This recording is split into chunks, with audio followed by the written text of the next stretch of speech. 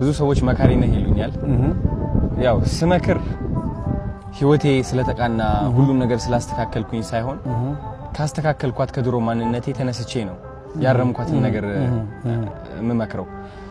እናም ያንተ ምክሮች ደግሞ በንግግር ብቻ ሳይሆን በመዝሙርም በጣም ብዙ ሰዎች አክመሃል መንፈሳቸው እና በጣም ትልቅ መካሪ ነህ ልልህ ፈልጋለሁ በኔ መነጽር በብዙ ኢትዮጵያውያን መነጽርም።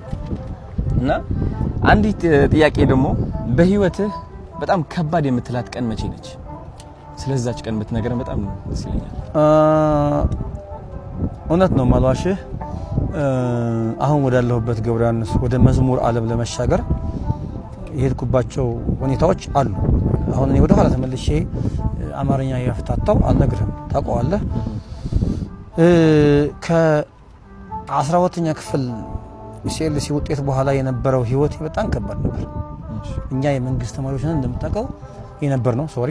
እና በዛን ጊዜ እኛ መንግስት ጋር ስለምንኖር ስንኖርም ስንበላም ስንጠጣም ከመንግስት ተመድቦ የሚመጣው ባጀት ነው የምንኖረው። ከዛ በኋላ ያ ነገር ሲቆም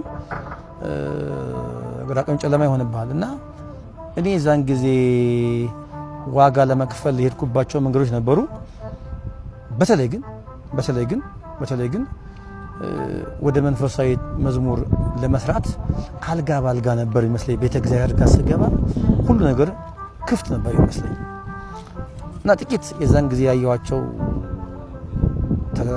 ፈተናዎች አልደብቅህም አሁን የማየውን ገብረዮሐንስ አሁን ያለውን ገብረዮሐንስ ይመጣል ብዬ ያላሰብኩባቸው ቀናት ነበሩ። ይሄ በጣም ማረሳው ቀን ነው። እሱ ቀን 2002 ላይ በተለይ ይሄ ያ አመት ለኔ በጣም ከባድ አመት ነበር። ምናልባትም ተስፋ ቆርጬም ወደ ለምንድነው ወደ ሌላ መንገድ ራሴን ማላየው ብዬ ያሰብኩባቸው ቀናት ነበሩ። እግዚአብሔር ግን ባንድም በሌላም በኩል መጥቶ አሁን የምናየውን ገብረዮሐንስ ሊቀርጽ ያችን አመት ተጠቀመብኝ። አሁን ዛሬ የምታየውን ሰው ታያለህ። ስለዚህ ያ ቀን እኔ ከኢሲኤልሲ ውጤት በኋላ ያለው ገብረዮሐንስን አሁን የምናየውን ለማግኘት የተከፈለው ዋጋ ለኔ የመጨረሻ ተስፋ የቆረጥኩበትን ቀን ነው። ሰዎችም ተስፋ አድርጌ ነበር ማልደብቅ አሁን ከለከለ ያለህምና ወደ መዝሙርም ሲሻገር ወደዚህ ወደ ቤተ እግዚአብሔር ስመጣም ያግዙኛል ያልኳቸው ሰዎች የነበሩ ሰዎች ነበሩ። የዛን ጊዜ ግን የነበራቸው ሪስፖንድ መጠብቀው ያክል ስላልነበረ እኔ ከዛ በላይ ተስፋ ቆርጬበት ጊዜ አልነበረ። ግን እንኳን ደግሞ ያንን ቀን ማየት ይጠቅመኛል። ከዛ እግዚአብሔር በሌላ በኩል መቶ ደግሞ